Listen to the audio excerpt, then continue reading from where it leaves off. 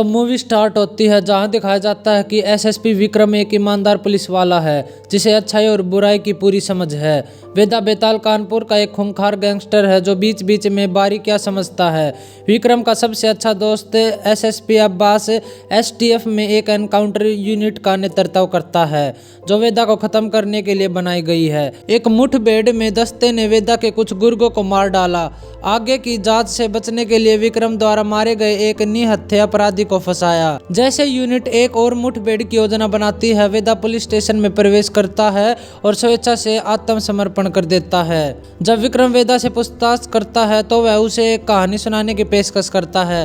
पहला अधिनियम वेदा के खूंखार गैंगस्टर बनने से संबंधित है जो अपने छोटे भाई शतक को अपराध से दूर रहने के लिए चेतावनी देता है, लेकिन शतक को प्रतिद्वंदी गैंगस्टर बबलू द्वारा ड्रग्स ले जाने के लिए मजबूर किया जाता है।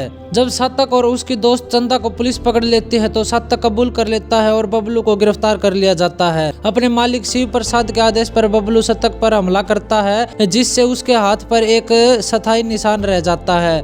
वेदा विक्रम से पूछता है कि क्या उसे बबलू या शिव प्रसाद को मारना चाहिए। विक्रम जवाब देता है कि शिव प्रसाद असली अपराधी था।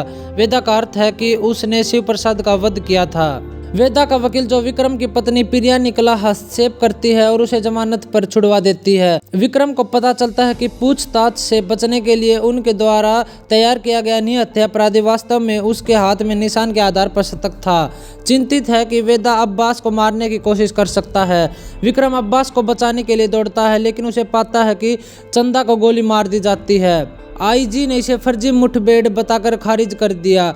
प्रिया विक्रम को वेदा के ठिकाने के बारे में बताने से इनकार कर देती है। इससे क्रोधित होकर विक्रम वेदा के घरों पर दावा बोल देता है और उसे पकड़ने में सफल हो जाता है। वेदा विक्रम से एक और कहानी सुनने का अनुरोध करता है। दूसरा अधिनियम शतक से संबंधित है जो अब बड़ा हो गया है, जो वेदा की आय को शेयरों में निवेश करके लूटने की पेशकश करता है। वेदा के बॉस परशुराम पांडे एक उद्यम में 1 करोड़ का निवेश करते हैं। हालांकि माना जाता है कि चंदा का अपहरण कर लिया गया है और पैसे गायब हैं। चंदा वापस आती है और बताती है कि उसने एक नया जीवन शुरू करने के लिए पैसे चुराए थे लेकिन वापस आ गई क्योंकि वह शतक से प्यार करती है। वेदा पांडे को पैसे लौटाता है जो उसे चंदा को मारने का आदेश देता है। वेदा विक्रम से पूछता है कि क्या उसे पांडे का सम्मान करना चाहिए और आदेश का पालन करना चाहिए या उसकी अवज्ञा करना चाहिए और शतक और चंदा का समर्थन करना चाहिए। विक्रम जवाब देता है कि उसे शतक का समर्थन करना चाहिए जिससे वेदा सहमत है। शतक की बेगुनाही का एहसास होने से विक्रम पल भर में ठोकर खा जाता है। वेदा हमला करता है और उसे अपने अधीन कर लेता है। उसे शतक और अब्बास की मौत की जाँच करने के लिए कहता है। विक्रम अब्बास के मुखबिर के साथ अपनी जांच शुरू करता है जो उन्हें शतक के ठिकाने तक ले गया, लेकिन पाता है कि मुखबिर को मार दिया गया है और वह उसकी इकाई के हत्यारे को खोजने की कोशिश करता है। विक्रम को याद करने के लिए एक पल लगता है कि जब वह वेदा की कहानी से मुंबई गिरोह के नेता को ढूंढता है। वह उसे पकड़ लेता है और गैंग लीडर के लिए उससे लड़ता है ताकि उसकी यूनिट के सदस्य दीपक द्वारा गोली मारकर हत्या कर दी जाए। विक्रम अपने कमरे की तलाशी लेता है लेकिन उसे एक सिगार मिलता है जहां वह पाता है कि सिगरेट में तंबाकू की जगह गांजा भरा हुआ है। विक्रम को पता चलता है कि मुठभेड़ के पीछे बबलू है और वेदा को अपने रेस्तरां में सूचित करता है जो बबलू को एक परित्यक्त कारखाने में लाता है। विक्रम आता है और वेदा से मिलता है जो विक्रम को तीसरा और अंतिम कार्य बताता है। वेदा ने शतक और चंदा को मुंबई भेजा था।